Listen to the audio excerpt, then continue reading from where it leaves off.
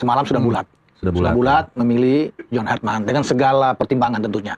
Ya, segala aspek sudah dipikirkan yang matang dan akhirnya ya mengerucut ke nama John Hartman. Memang Yes, alhamdulillah. Masa depan sepak bola Indonesia terselamatkan. Tepat pagi ini, Presiden ambil sikap tegas.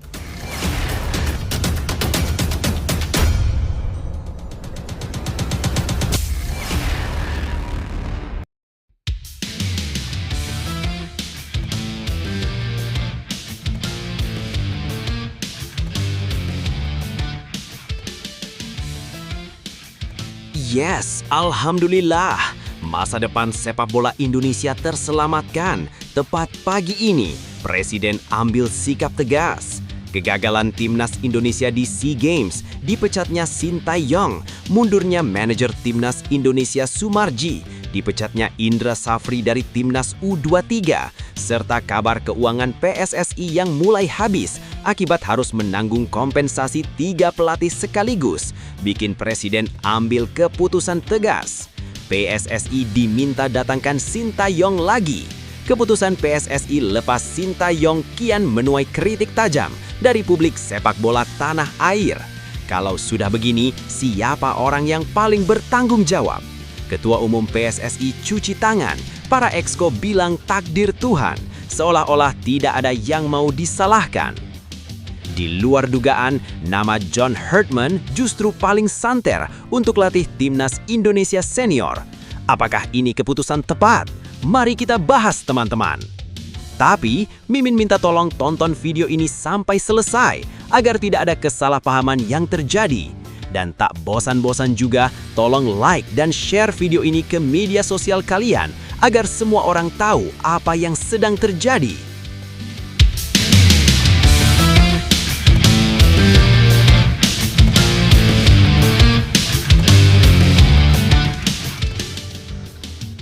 Setelah riset beberapa hari tentang Coach John Hartman dari berbagai kanal, khususnya di forum sepak bola Kanada, Mimin ingin ngebahas hal-hal yang tidak disukai fans timnas Kanada dari pelatih John Hartman ini, karena kalau sisi positifnya, sudah banyak channel-channel lain yang bahas.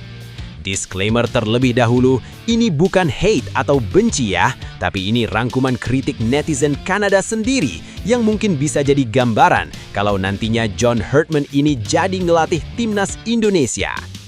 Mimin berharap netizen Indonesia perlu tahu sisi ini supaya lebih realistis dalam menilai kualitas pelatih. Berikut rangkuman kritik fans Kanada di forum dan media sosial. 1. Terlalu mengandalkan motivasi, kurang taktik detail. Banyak fans menyebut, Hartman itu motivator hebat, tapi bukan tactical mastermind. Keluhannya adalah pidato dan semangat tinggi, tapi solusi di lapangan minim. Saat rencana awal gagal, tim terlihat kebingungan. 2. Taktiknya simple dan gampang dibaca. Gaya main yang sering disebut antara lain high press, direct play, dan crossing cepat. Masalahnya, lawan kuat mudah beradaptasi dan variasi build-up sangat terbatas. Once teams figured us out, we had no answer. 3. In-game management lemah. Ini kritik yang paling sering muncul. Pergantian pemain kerap terlambat, kadang defensif saat tertinggal, dan kurang responsif terhadap perubahan lawan. He waits too long to react. 4. Keras kepala soal pemain favorit. Fans menilai dia terlalu percaya pemain tertentu, meski performa menurun tetap dimainkan, sementara pemain lain jarang mendapat kesempatan. He plays his guys, not the best guys. 5. Naif saat melawan tim besar. Terlihat jelas di Piala Dunia, bermain terlalu terbuka, berani tapi kurang realistis, dan berujung kalah meski dianggap terhormat. Nice bravery, 0 points. 6. Bagus bangun tim tapi mentok di level atas. Banyak fans sepakat dia hebat untuk fase pembangunan tim, tapi kurang klinis di level elite. Perfect for building a team, not for winning big games. Sebenarnya masih banyak lagi kritikannya, tapi Mimin lagi males nyusun skripnya. Mimin berharap nggak ada framing puja-puji berlebihan ya soal Coach John Hartman ini. Takutnya flop doang lagi kayak Patrick Kluivert dan tim kepelatihan terbaik.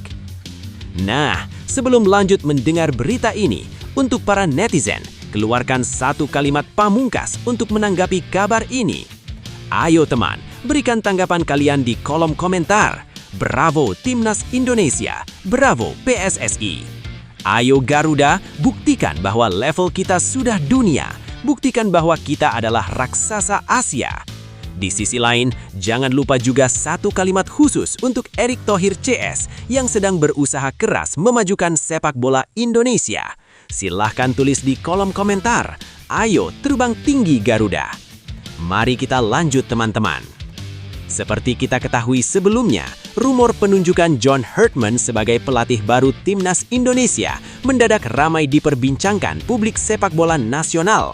Nama pelatih asal Inggris itu disebut sudah mencapai kesepakatan dengan PSSI usai rapat komite eksekutif pada 18 Desember 2025 malam. Isu ini langsung memantik perhatian karena Herdman digadang-gadang menjadi sosok penting dalam proyek jangka panjang skuad Garuda. Namun benarkah semuanya sudah selesai? Berikut ini 3 faktanya. Fakta 1, status pelatih baru masih abu-abu. Kabar soal John Herdman disebut telah resmi menukangi Timnas Indonesia ternyata belum sepenuhnya benar. Wakil Ketua Umum PSSI Zainuddin Amali menegaskan bahwa federasi masih berada dalam tahap pembahasan dan negosiasi dengan kandidat pelatih. Hingga kini, belum ada kesepakatan final yang bisa diumumkan ke publik.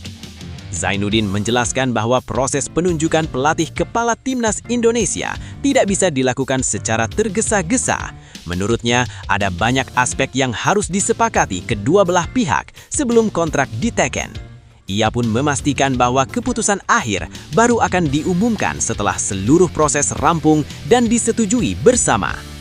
Belum final soal penunjukan John Herdman, masih ada proses yang harus dinegosiasikan dan disetujui kedua belah pihak, ujar Zainuddin Amali. Fakta 2, Erick Thohir jadi penentu pengumuman resmi. Di tengah derasnya spekulasi, Zainuddin Amali menegaskan bahwa hanya Ketua Umum PSSI Erick Thohir yang memiliki kewenangan penuh untuk mengumumkan pelatih baru Timnas Indonesia. Artinya, siapapun sosok yang dipilih nantinya, publik harus menunggu pernyataan resmi dari orang nomor 1 di Federasi Sepak Bola Indonesia tersebut. PSSI saat ini memilih berhati-hati agar tidak menimbulkan polemik lanjutan di tengah masyarakat. Penunjukan pelatih bukan hanya soal nama besar, tetapi juga kesesuaian visi dengan proyek jangka panjang Timnas Indonesia yang sedang dibangun. Nanti kalau sudah selesai, akan diumumkan oleh Ketum, tambah Zainuddin. Fakta 3, pengumuman ditahan hingga SEA Games usai. Alasan lain mengapa pengumuman pelatih baru belum dilakukan adalah karena Erick Thohir saat ini masih fokus mendampingi perjuangan kontingen Indonesia di SEA Games 2025 Thailand. Anggota Exco PSSI Endri Erawan menyebut federasi sengaja menunggu momentum yang tepat agar konsentrasi tidak terpecah. Endri menjelaskan bahwa seluruh laporan terkait calon pelatih sudah disampaikan kepada Ketua Umum, namun PSSI memilih menahan diri hingga agenda besar nasional tersebut selesai. Rapat Exco lanjutan bersama Erick Thohir baru akan digelar setelah SEA Games berakhir. Ini sudah saya laporkan semua ke Ketum yang sedang sibuk SEA Games. Biarkan Pak Ketum fokus SEA Games dulu. Setelah itu rapat Exco dengan Pak Ketum. Mudah-mudahan bulan ini atau paling lambat bulan depan pelatih akan diumumkan. Jelas Endri. Langkah ini diharapkan menjadi awal yang matang bagi masa depan Timnas Indonesia. Siapapun pelatih yang nantinya ditunjuk, publik tentu berharap sosok tersebut mampu membawa perubahan nyata dan prestasi lebih tinggi di level internasional. Harapan besar kini ada di depan mata, tinggal menunggu waktu untuk memastikan siapa nahkoda baru skuad Garuda.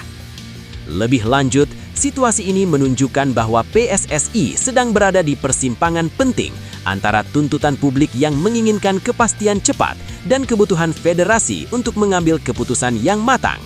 Rumor yang berkembang sebenarnya mencerminkan besarnya harapan masyarakat terhadap perubahan di tubuh Timnas Indonesia.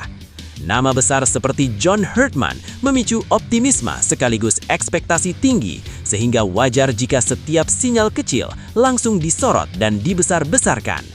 Di sisi lain, sikap PSSI yang memilih menahan pengumuman bisa dibaca sebagai upaya menjaga stabilitas dan fokus. Momentum SEA Games menjadi alasan masuk akal karena federasi tak ingin agenda besar nasional terganggu oleh hiruk-pikuk pergantian pelatih. Langkah ini diharapkan menjadi awal yang matang bagi masa depan timnas Indonesia. FIFA tak main-main, timnas Malaysia kena sanksi berlapis. AFC masih tahan nafas. Sebelumnya diberitakan, timnas Malaysia kembali diterpa badai besar setelah FIFA menjatuhkan hukuman tambahan akibat skandal naturalisasi ilegal. Federasi Sepak Bola Malaysia (FAM) dan sejumlah pemain kini berada dalam pusaran sanksi internasional, sementara AFC memilih menunggu putusan CAS sebelum mengambil langkah lanjutan. Dari kasus yang belum tuntas ini, setidaknya ada 3 fakta penting yang jadi sorotan. Berikut 3 faktanya. Fakta 1. Sanksi FIFA bertambah dan makin menyakitkan. FIFA menunjukkan sikap tegas tanpa kompromi dalam kasus naturalisasi ilegal yang menjerat timnas Malaysia. Setelah sebelumnya menjatuhkan sanksi kepada FAM dan 7 pemain naturalisasi ilegal, FIFA kembali menambah hukuman baru. Kali ini bukan sekedar denda atau larangan bermain, melainkan pembatalan hasil pertandingan internasional yang berdampak langsung pada reputasi dan peringkat FIFA Malaysia. 3 laga uji coba yang digelar pada Mei dan September 2025 resmi dianulir dan dinyatakan kalah dengan skor 0-3. Pertandingan melawan Tanjung Verde, Singapura, dan Palestina dianggap tidak sah karena melibatkan pemain yang terbukti bermasalah secara administrasi. Selain kehilangan hasil pertandingan, FAM juga dijatuhi denda 10.000 CHF atau sekitar 209 juta rupiah, sebuah angka yang menegaskan bahwa FIFA benar-benar serius membersihkan praktik ilegal di sepak bola internasional. Fakta 2. 7 pemain jadi pusat skandal naturalisasi ilegal. Akar masalah dari seluruh polemik ini terletak pada 7 pemain naturalisasi yang dianggap tidak memenuhi syarat. Nama-nama seperti Facundo Garces, John Irazabal, Hector Hevel, Joao Figueiredo, Imanol Machuca, Rodrigo Holgado, dan Gabriel Palmero disebut terbukti tampil dalam laga resmi termasuk kualifikasi Piala Asia 2027. Yang paling disorot adalah laga melawan Vietnam pada 10 Juni 2025, serta pertandingan kontra Nepal pada 25 Maret 2025, di mana Hector Hevel bahkan mencetak gol pembuka. Fakta bahwa pemain ilegal bisa tampil dan berkontribusi dalam laga resmi membuat kasus ini semakin pelik. Proses banding FAM sendiri masih berjalan di Pengadilan Arbitrase Olahraga CAS, sehingga status akhir para pemain tersebut belum sepenuhnya tertutup. Fakta 3. AFC menunggu CAS dan masih beri ruang bernafas. Berbeda dengan FIFA yang sudah menjatuhkan hukuman nyata, Konfederasi Sepak Bola Asia AFC memilih bersikap hati-hati.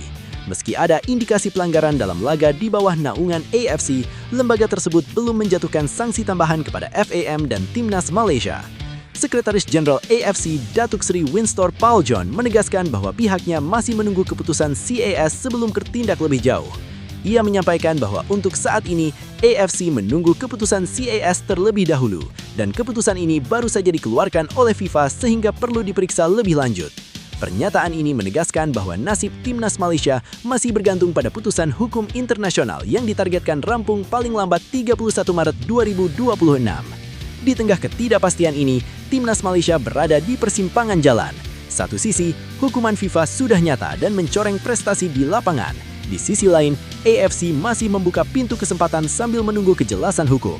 Bagi FAM, kasus ini menjadi pelajaran mahal bahwa jalan pintas dalam membangun kekuatan tim nasional bisa berujung konsekuensi panjang dan menyakitkan. Lebih lanjut, situasi yang dialami timnas Malaysia menunjukkan bahwa sepak bola modern tidak lagi bisa ditopang oleh ambisi instan tanpa fondasi administrasi yang kuat. Ketika prestasi dikejar dengan jalan pintas melalui naturalisasi yang bermasalah, dampaknya bukan hanya kekalahan di atas meja hijau, tetapi juga hilangnya kepercayaan dari publik dan komunitas sepak bola internasional.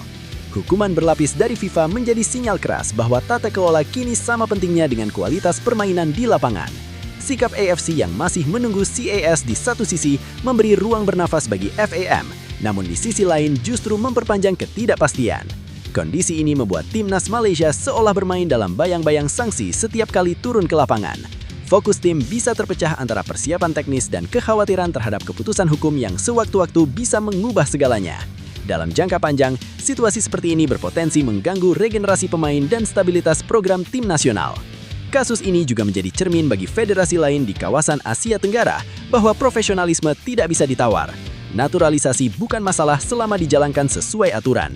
Namun ketika prosedur diabaikan, resikonya jauh lebih besar daripada manfaat sesaat. Pada akhirnya, sepak bola bukan hanya soal menang dan kalah, tetapi tentang integritas dan kepercayaan. Dan dua hal itulah yang kini sedang dipertaruhkan oleh timnas Malaysia. Situasi sulit ini bukan akhir dari segalanya, melainkan ujian karakter bagi sepak bola Malaysia. Setiap krisis selalu membawa peluang untuk berbenah dan membuktikan kedewasaan sebagai sebuah federasi dan tim nasional. Tekanan dari sanksi dan sorotan publik memang berat, namun justru di titik inilah fondasi yang kuat bisa dibangun dengan cara yang benar dan berkelanjutan. Bagi para pemain dan pelatih, inilah momennya untuk tetap fokus bekerja di lapangan sambil percaya bahwa kebenaran dan proses akan menemukan jalannya. Sepak bola menghargai kerja keras, disiplin, dan kesabaran, dan nilai-nilai itu tidak pernah sia-sia. Bangkit dari situasi sulit seringkali melahirkan tim yang lebih solid, lebih rendah hati, dan lebih siap menghadapi tantangan besar di masa depan. Bagi federasi dan seluruh pemangku kepentingan, inilah saatnya menjadikan pelajaran pahit sebagai titik balik. Dengan memperbaiki tata kelola, menghormati regulasi, dan memberi ruang bagi pembinaan jangka panjang, kepercayaan publik bisa diraih kembali. Jalan menuju prestasi sejati memang lebih panjang, namun kemenangan yang diraih dengan cara benar akan selalu terasa lebih bermakna dan bertahan lama. Tolak Jamaika yang hampir lolos Piala Dunia 2026. John Herdman pilih Indonesia. Sebelumnya diberitakan, John Herdman dikabarkan menolak tawaran melatih timnas Jamaika yang memiliki peluang tampil di Piala Dunia 2026. Pelatih asal Inggris itu justru disebut lebih memprioritaskan timnas Indonesia yang saat ini tengah mencari pelatih kepala baru. Kabar ini pertama kali diungkap media Honduras Diez dan langsung memantik perhatian publik sepak bola Asia Tenggara. Inilah 3 faktanya. Fakta 1. Sosok incaran yang diperebutkan. John Herdman disebut menjadi figur yang paling dicari oleh timnas Indonesia dalam proyek jangka panjang menuju level dunia. Media Diaz menilai rekam jejak Herdman dalam membangun tim nasional menjadi alasan utama namanya masuk radar PSSI. Sebelumnya, ia juga sempat difavoritkan untuk menangani timnas Honduras setelah kursi pelatih ditinggalkan Reynaldo Rueda. Dalam laporannya, Diaz menuliskan bahwa di Honduras, Herdman mampu membangkitkan antusiasme penggemar dan media karena pengalamannya dalam kampanye kualifikasi yang menuntut. Namun, situasi berubah ketika proyek timnas Indonesia dinilai lebih menjanjikan dan menutupi skenario ideal Honduras. Herdman akhirnya lebih condong pada tantangan baru di Asia yang tengah berkembang pesat. Fakta 2. Menolak Jamaika demi Indonesia. Rumor lain menyebut Herdman hampir kembali ke kawasan CONCACAF untuk melatih timnas Jamaika menyusul pengunduran diri Steve McLaren. Jamaika bahkan mempertimbangkannya secara serius untuk menghadapi babak playoff antar benua Piala Dunia 2026, sebuah kesempatan emas untuk tampil di panggung terbesar sepak bola dunia. Namun, Diaz mengungkapkan Herdman menolak tawaran tersebut. Media itu menulis bahwa Federasi Jamaika memang menginginkannya untuk playoff, tetapi sang pelatih memilih memprioritaskan Indonesia. Keputusan ini dinilai mengejutkan, mengingat Jamaika memiliki jalur yang lebih dekat ke Piala Dunia, tetapi Herdman melihat potensi besar dalam proyek jangka panjang timnas Indonesia. Fakta 3. Pelatih visioner, tunggu pengumuman resmi. Diaz juga meyakini bahwa jika berhasil direkrut, Indonesia akan mendapatkan pelatih dengan kualitas tinggi dan visi jelas. Herdman dikenal sebagai sosok yang mampu membangun fondasi tim dari bawah serta membawa perubahan signifikan dalam mental dan struktur permainan. Media tersebut bahkan menyebut pengumuman resmi dari PSSI kemungkinan besar akan datang dalam waktu dekat. Indonesia disebut akan mengkonfirmasi perpindahan lintas benua ini dalam beberapa hari ke depan. Jika benar terwujud, kedatangan Herdman bisa menjadi babak baru bagi timnas Indonesia dalam ambisi menembus level yang lebih tinggi di kancah internasional. Lebih lanjut, situasi ini menunjukkan bahwa timnas Indonesia kini tidak lagi dipandang sebagai proyek pinggiran dalam peta sepak bola dunia. Ketika seorang pelatih sekelas John Herdman dikabarkan rela menolak peluang nyata menuju Piala Dunia bersama Jamaika demi Indonesia, itu menandakan adanya daya tarik besar yang sedang dibangun PSSI. bukan semata soal uang atau jabatan, melainkan visi jangka panjang dan potensi perkembangan tim yang dinilai menjanjikan. Di sisi lain, keputusan Herdman juga mencerminkan perubahan persepsi terhadap sepak bola Asia Tenggara, khususnya Indonesia. Dengan basis pemain yang semakin matang, dukungan publik yang masif, dan agenda kompetisi internasional yang padat, Indonesia menawarkan tantangan unik bagi pelatih visioner. Jika benar terrealisasi, langkah ini bisa menjadi pesan kuat bahwa Indonesia mulai berani bersaing dalam perebutan pelatih top dunia dan siap naik kelas secara serius. Situasi ini seharusnya menjadi suntikan kepercayaan diri bagi seluruh ekosistem sepak bola Indonesia.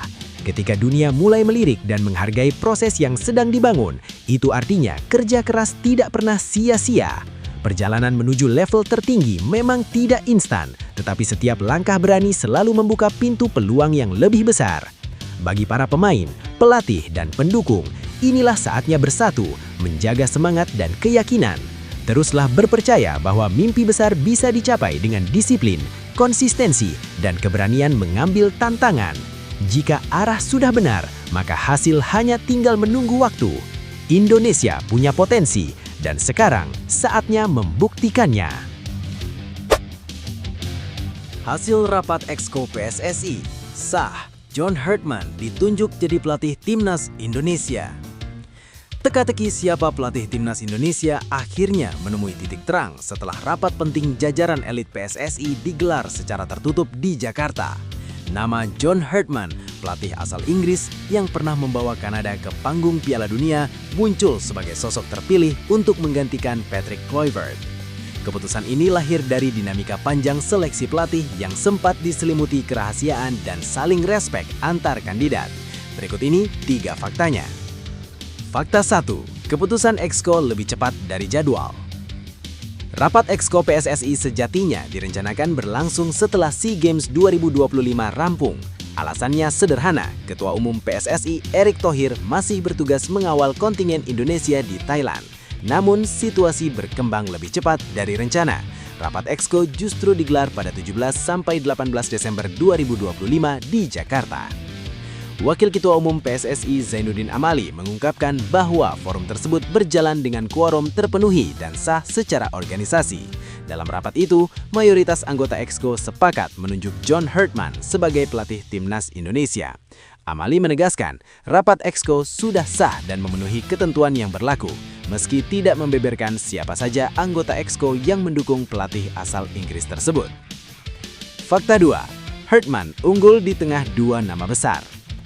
Sebelum rapat Exco digelar, PSSI hanya mengumumkan bahwa ada 2 kandidat terakhir yang dibahas. Keduanya disaring dari 5 pelatih yang sempat ditemui langsung oleh perwakilan PSSI di Inggris.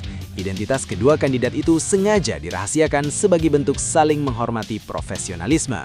Namun, di lingkaran sepak bola nasional, nama John Herdman dan Giovanni van Bronckhorst santer disebut sebagai 2 kandidat kuat. Dalam rapat Exco, mayoritas suara akhirnya condong ke Herdman. Rekam jejaknya membawa Kanada bersaing di level tertinggi dunia dinilai lebih sesuai dengan kebutuhan Timnas Indonesia yang tengah bersiap menghadapi agenda internasional padat. Fakta 3. Sudah sah tapi belum final di atas kertas. Meski John Herdman sudah disepakati dalam rapat Exco PSSI, keputusan ini belum sepenuhnya final. Masih ada tahapan negosiasi kontrak yang harus disepakati kedua belah pihak. PSSI menegaskan belum ada pengumuman resmi sebelum semua proses administratif dan kesepakatan selesai. Zainuddin Amali menjelaskan, belum final, masih ada proses yang harus dinegosiasikan dan disetujui kedua belah pihak. Kalau sudah, nanti diumumkan oleh Ketua Umum. PSSI menargetkan seluruh proses rampung pada Desember atau paling lambat Januari mendatang, agar Herdman bisa segera membangun skuad Timnas Indonesia jelang FIFA Series 2026 yang akan digelar Maret nanti. Lebih lanjut, situasi penunjukan John Herdman menunjukkan PSSI mulai bergerak lebih pragmatis dan terukur dalam menentukan arah Timnas Indonesia. Keputusan yang diambil melalui rapat Exco dengan mayoritas suara memberi sinyal bahwa federasi ingin stabilitas dan figur berpengalaman, bukan sekedar nama besar tanpa rekam jejak jelas di level tim nasional. Langkah ini juga mencerminkan keinginan PSSI untuk belajar dari proses panjang sebelumnya yang kerap berujung polemik. Di sisi lain, fakta bahwa keputusan ini belum final karena masih menunggu negosiasi memperlihatkan kehati-hatian PSSI agar tidak gegabah. Ada kesadaran bahwa pelatih sekelas Herdman juga diminati pihak lain, sehingga federasi harus cermat dalam merumuskan kontrak yang realistis namun kompetitif. Jika proses ini berjalan lancar dan transparan, kepercayaan publik terhadap manajemen timnas berpotensi meningkat. Namun, ekspektasi publik tentu akan langsung meninggi. Herdman tidak hanya dituntut membawa perubahan gaya bermain, tetapi juga hasil nyata dalam waktu relatif singkat. Di titik ini, tantangan terbesar bukan hanya di tangan pelatih baru, melainkan pada konsistensi dukungan federasi, kesiapan pemain, dan kesabaran publik sepak bola Indonesia yang selama ini haus prestasi. Di balik setiap perubahan besar, selalu ada fase ragu dan menunggu, tetapi justru disitulah harapan baru lahir. Penunjukan pelatih baru adalah tanda bahwa sepak bola Indonesia terus bergerak dan berani mengambil langkah berbeda demi masa depan yang lebih baik. Proses yang panjang dan penuh pertimbangan bukan kelemahan, melainkan bukti keseriusan untuk membangun fondasi yang kuat. Bagi para pemain, ini adalah momen untuk membuktikan diri. Tidak ada lagi alasan untuk setengah hati, karena setiap era baru selalu membuka peluang bagi mereka yang mau bekerja lebih keras dan disiplin. Kesempatan tidak datang dua kali, dan timnas adalah panggung tertinggi untuk menunjukkan karakter, mental juang, serta kebanggaan sebagai wakil bangsa. Untuk supporter, inilah saatnya memberi energi positif. Prestasi tidak lahir dari tekanan semata, tetapi dari dukungan yang konsisten dan keyakinan bersama. Percaya pada proses, bersabar pada perjalanan, dan tetap setia mendukung. Karena dari kebersamaan itulah, mimpi besar sepak bola Indonesia bisa perlahan menjadi nyata. Baru sebulan era Erick Thohir, Oxford United malah terjerumus ke zona merah Championship. Sebelumnya diberitakan, Oxford United resmi diakuisisi penuh oleh pengusaha Indonesia Erick Thohir pada pertengahan Desember 2025. Harapan besar langsung mengiringi langkah klub berjuluk The As itu untuk keluar dari papan bawah divisi Championship. Namun, sebulan berselang, realitas justru berbicara sebaliknya. Oxford kini terperosok ke zona degradasi dan kembali dihantui ancaman turun kasta. Berikut ini 3 faktanya. Awal menjanjikan yang tak bertahan lama. Masuknya Erick Thohir sebagai pemilik baru sempat membawa angin segar di Stadion Kasam. Di bawah arahan Gary Rowett, Oxford United menunjukkan respon positif pada awal era kepemilikan anyar tersebut. Dalam 3 pertandingan pertama, The As mencatatkan 2 hasil imbang dan 1 kemenangan, sebuah capaian yang memberi harapan bagi supporter yang lama hidup dalam kecemasan papan bawah. Sayangnya, momentum itu tidak mampu dijaga. Dalam 3 laga berikutnya, performa Oxford justru menurun drastis. Mereka hanya meraih 1 poin dari kemungkinan 9 angka, hasil dari sekali imbang dan 2 kekalahan. Ketika Oxford tersendat, para pesaing di sekitarnya justru mulai mendulang poin, membuat posisi klub semakin terjepit di klasemen sementara Championship. Terjerembab ke zona degradasi, tapi harapan masih ada. Hasil buruk tersebut membuat Oxford United kini berada di peringkat 21 dari total 24 tim, atau tepat di ambang batas degradasi. Koleksi poin 19 menempatkan mereka sebagai tim teratas di zona merah, sebuah posisi yang jelas jauh dari target jangka pendek era Erick Thohir. Namun demikian, situasinya belum sepenuhnya gelap. Jarak Oxford dengan zona aman terbilang tipis.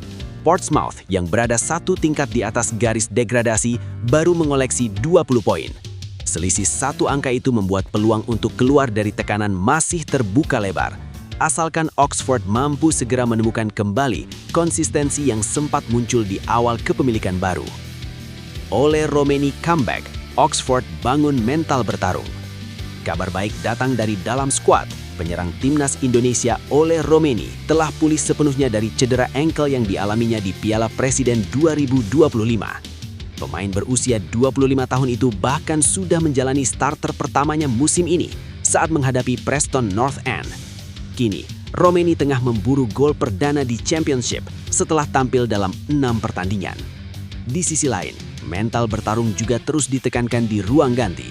Back Oxford Michal Helik menegaskan bahwa timnya menyimpan kemarahan positif untuk membalikan keadaan. Kami memiliki kemarahan dalam diri kami untuk membalikan keadaan, katanya. Saya berharap kami bisa memenangi setiap pertandingan. Saya tak melihat tim mana yang ada di sekitar kami. Ini hanya detail kecil yang harus kami ubah untuk mendapatkan clean sheet, dan itulah yang sedang kami kerjakan. Ujian berikutnya akan datang saat Oxford United menghadapi Charlton Athletic, sesama tim promosi yang juga sedang terpuruk tanpa kemenangan dalam 6 laga terakhir. Pertandingan ini bisa menjadi titik balik, sekaligus panggung bagi Ole Romeni untuk membuktikan bahwa kehadirannya mampu membawa Oxford menjauh dari jurang degradasi. Lebih lanjut, situasi Oxford United saat ini mencerminkan bahwa perubahan besar di level manajemen tidak selalu memberi dampak instan di atas lapangan. Akuisisi oleh Erick Thohir memang membawa harapan dan energi baru, tetapi Championship adalah kompetisi keras yang menuntut konsistensi, bukan sekedar euforia awal. Keterjerembapan Oxford ke zona degradasi menunjukkan bahwa fondasi tim papan bawah tidak bisa diperbaiki hanya dalam hitungan minggu. Meski demikian, kondisi ini belum bisa disebut sebagai kegagalan. Jarak poin yang sangat tipis dengan zona aman memperlihatkan bahwa nasib Oxford masih sepenuhnya berada di tangan mereka sendiri. Jika tim mampu memanfaatkan momen kembalinya pemain kunci seperti Ole Romeni dan mengubah detail kecil yang selama ini menjadi titik lemah, tekanan bisa berubah menjadi bahan kebangkitan. Justru di fase kritis seperti inilah, arah sebenarnya dari proyek baru Oxford United akan diuji. Situasi sulit bukan akhir dari cerita, justru sering menjadi awal perubahan besar. Oxford United sedang berada di fase ujian yang akan membentuk karakter tim, manajemen, dan para pemainnya. Tekanan zona degradasi bisa melemahkan, tetapi juga bisa menyatukan jika dihadapi dengan kepala dingin dan tekad yang kuat. Setiap pertandingan ke depan adalah kesempatan untuk membuktikan bahwa kerja keras akan mengalahkan keraguan. Selisih poin yang tipis berarti satu kemenangan saja mampu mengubah suasana dan kepercayaan diri. Tetap percaya pada proses, fokus pada detail kecil, dan bermain dengan hati. Dari titik terendah inilah, kebangkitan sejati biasanya lahir.